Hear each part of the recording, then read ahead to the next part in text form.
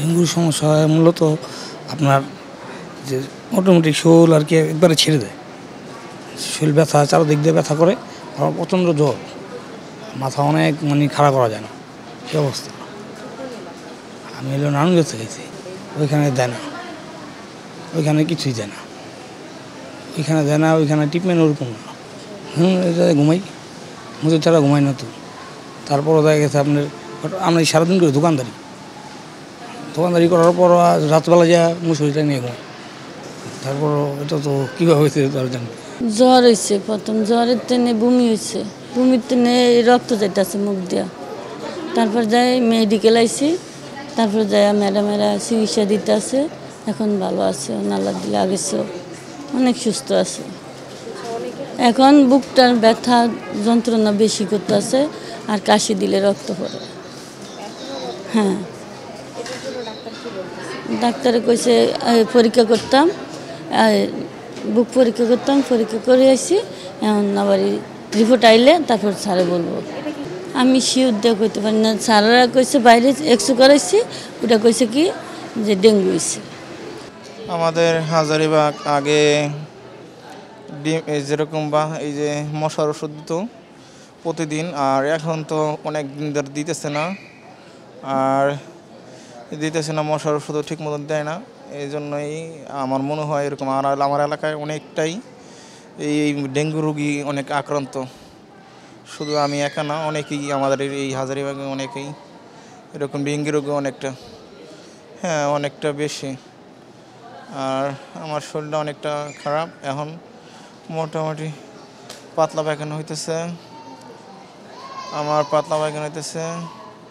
আর মাথা ঘুরতেছে, শরীর পেট ব্যথা করতেছে, আর শরীর অনেক দুর্বল লাগতেছে।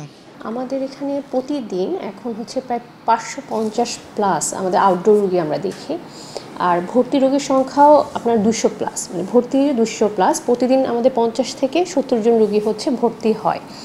আর আমরা রোগী তো পাচ্ছি ঢাকা সব জায়গা থেকেই হচ্ছে রোগী পাচ্ছি, ঢাকাই বেশি, কিন্তু পেরিফেরি থেকেও হচ্ছে আমরা রোগী পাচ্ছি, দেশের অন্যান্য জায়গা থেকেও রোগী আসছে, বিশেষ করে অন্যান্য জায়গায় বলতে নারায়ণগঞ্জ, সাভার, কেরানীগঞ্জ, এসব জায়গা থেকে আমরা রোগী বেশি পাচ্ছি। না, সবাই যে বাজে কন্ডিশন নিয়ে আসছে সেরকম না, দেখা যাচ্ছে যে কিছু ডেঞ্জার সাইন বা ওয়ার্নিং সাইন যেগুলো আছে ওগুলো পেলে আমরা দেখা যাচ্ছে ভর্তি দিয়ে দিচ্ছি সেসব রোগীর ক্ষেত্রে। আর যেসব রোগী খারাপ হচ্ছে, কিছু কিছু রোগী খারাপ হচ্ছে যারা ধরেন আপু শকে চলে যাচ্ছে, ডেঙ্গু শক সিনড্রোম বা ডেঙ্গু হেমোরেজ নিয়ে আসছে কিছু রোগী, সেক্ষেত্রেও আমরা ভর্তি দিচ্ছি, এবং হচ্ছে আমাদের যে ম্যানেজমেন্ট তাতে রোগী বেশিরভাগই ভালো হয়ে যাচ্ছে। কিন্তু আমরা যদি দেখা যায় যে এমন অবস্থায় রোগীটা পাচ্ছি যে সময় অবস্থায় রোগীটাকে শক থেকে ফিরে আনা যাচ্ছে না, সেক্ষেত্রে রোগীটা খারাপ হয়ে যাচ্ছে। আমরা আসলে তো ডেঙ্গুর চিকিৎসা আসলে বাসায় থেকেই করা সম্ভব, সেক্ষেত্রে যেটাতে রোগী আক্রান্ত হওয়ার পরে তাকে অবশ্যই হচ্ছে মশারির ভিতরেই থাকতে হবে, এবং প্রচুর পরিমাণে তরল এবং হচ্ছে পানি জাতীয় খাবারটা খেতে হবে তার স্বাভাবিক খাবারের সাথে সাথে। আর যেটা আমরা বলছি যে সবসময় নিজেকে আমরা যে ডেঞ্জার সাইন বলি বা হচ্ছে যে ঠিক কী কী হলে রোগী হচ্ছে হাসপাতালে তাকে আসতে হবে এবং তাকে ভর্তি হতে হবে সেটা আমরা বলে দিচ্ছি। যেমন সেই ক্ষেত্রে হচ্ছে শরীরে কোথাও থেকে রক্তক্ষরণ হলে, প্রচণ্ড বমি এবং পাতলা পায়খানা হলে, এবং হচ্ছে রোগীর যদি কালো আলকাত্রার মতো পায়খানা হয়, সেক্ষেত্রে আমরা বলছি যে রোগী হচ্ছে যাতে ভর্তি হয়ে যায়।